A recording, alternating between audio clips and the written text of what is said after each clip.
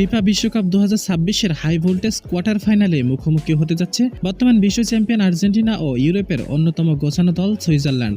Round of 16-এর ম্যাচে মিশরের বিপক্ষে দুর্দান্ত কামব্যাক নিয়ে কোয়ার্টার ফাইনাল নিশ্চিত করেছে লিওনেল স্কালোনির আর্জেন্টিনা। অন্যদিকে কলম্বিয়াকে ট্রাইব্রেকারে 4-3 ব্যবধানে হারিয়ে 1954 সালের পর এই প্রথম বিশ্বকাপের শেষ 8-এ জায়গা করে নিয়েছে সুইজারল্যান্ড। আজকের এই প্রতিবেদনে দুই দলের শক্তি, দুর্বলতা, খেলার কৌশল, হেড টু হেড পরিসংখ্যান, ম্যাচটির সময়সূচি, বিড়ালের ভবিষ্যৎবাণী কার পক্ষে ভারী রেখেছে সবকিছু নিয়ে আলোচনা করব, তাই ভিডিওটি না টেনে সম্পূর্ণ দেখার অনুরোধ রইল।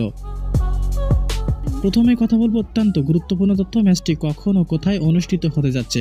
ম্যাচটির তারিখ 12 জুলাই 2026 রবিবার বাংলাদেশ সময় সকাল 7টায় যুক্তরাষ্ট্রের কানসাস স্টেডিয়াম অথবা আরহেড স্টেডিয়াম নামেও পরিচিত এখানে অনুষ্ঠিত হবে। এবার কথা বলবো দুই দলের শক্তিমত্তা ও দুর্বলতা নিয়ে। আর্জেন্টিনার সবথেকে শক্তি হলো তাদের আক্রমণ ভাগের বৈচিত্র্য এবং নকআউট পর্বে বিশাল অভিজ্ঞতা। লিওনেল মেসি যে কোনো সময় ম্যাচের ভাগ্য বদলে দিতে পারেন। এছাড়াও লাউতারো মার্টিনেজ গোল করার দক্ষতা, হুলিয়ান আলভারেজের হাই প্রেসিং ফুটবল এবং মাঝমাঠে এনজো ফার্নান্দেস, অ্যালেক্স ম্যাকঅ্যালিস্টারের নিয়ন্ত্রণ অন্যতম শক্তি। গোলপোস্টের নিচে এমিলিয়ানো মার্টিনেজ, প্লান্টি বা যে কোনো চাপের মুহূর্তেই সবসময় বিশ্বস্ততার নাম। দুর্বলতা, রক্ষণভাগে মাঝে মাঝেই মনোযোগ হারিয়ে ফেলা বড় চিন্তার কারণ। শেষ ম্যাচে মিশরের বিপক্ষে 2-0 গোলে পিছিয়ে পড়া ইঙ্গিত দেয় যে প্রতিপক্ষের কাউন্টার অ্যাটাক সামলাতে গিয়ে ডিফেন্স লাইন কিছুটা খেই হারিয়ে ফেলেছিল। অন্যদিকে সুইজারল্যান্ডের প্রধান শক্তি তাদের রক্ষণাত্মক সংগঠন এবং অসাধারণ শৃঙ্খলা। গ্রানিট জাকারের মতো অভিজ্ঞ ডিফেন্ডারের নেতৃত্বে তারা মাঝমাঠের দখল ধরে রাখতে পারে এবং সহজে প্রতিপক্ষকে জায়গা দেয় না। এছাড়াও গোলকিপার ইয়ান সোমার যে কোনো আক্রমণের জন্য বড় বাধা।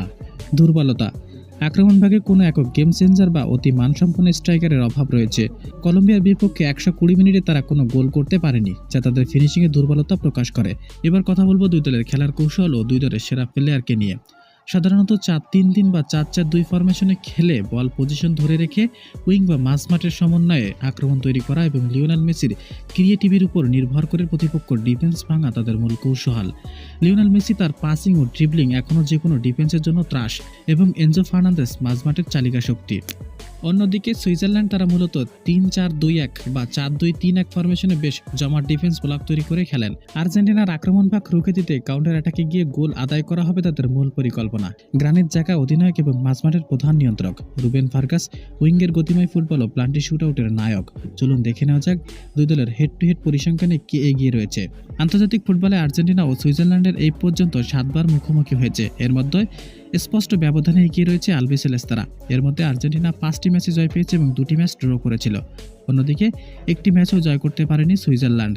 এর মধ্যে 2014 সালে ব্রাজিল বিশ্বকাপে রাউন্ড অফ 16-এ মুখোমুখি হয়েছিল। সেই ম্যাচটি অতিরিক্ত সময় গড়ালে 118 মিনিটে আনহেল ডিমারিয়ার গোলে 1-0 ব্যবধানে জয় পেয়েছিল আর্জেন্টিনা। সর্বশেষ কথা বলবো বিড়ালের ভবিষ্যৎবাণী কার পক্ষে জয় রেখেছে। বিড়ালের ভবিষ্যৎবাণী অনুযায়ী আর্জেন্টিনা 1-2 ব্যবধানে ম্যাচ জয় নিশ্চিত করবে। তবে ভবিষ্যৎবাণী শুধুমাত্র আনন্দ বিনোদনের জন্য করা হয়েছে। আসল লড়াই তো দুই দলের শক্তিমত্তা ও বর্তমান খেলার পারফরমেন্সের উপর ভিত্তি করে। বর্তমান ফর্ম ও ইতিহাসের পাতায় আর্জেন্টিনাকে এই ম্যাচে ফেভারিট। তবে সুইজারল্যান্ডের জমাট রক্ষণ আর্জেন্টিনার ফরওয়ার্ডের জন্য একটি কঠিন পরীক্ষা হতে যাচ্ছে। তো দর্শক, পারবে তো আর্জেন্টিনা সুইজারল্যান্ডের বিপক্ষে ম্যাচ জয় নিশ্চিত করতে? জানিয়ে দিবেন আপনার মতামতটি। ধন্যবাদ।